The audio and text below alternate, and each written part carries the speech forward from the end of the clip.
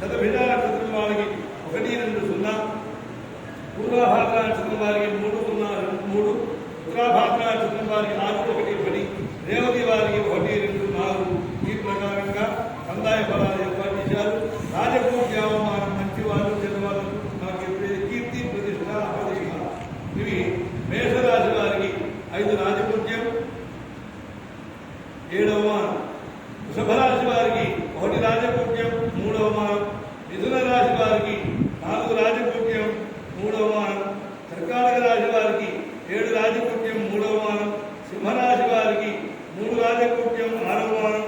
కన్యా రాశి వారికి 6 రాజపూజ్యం, 6 అవమానం. తులా రాశి వారికి 2 రాజపూజ్యం,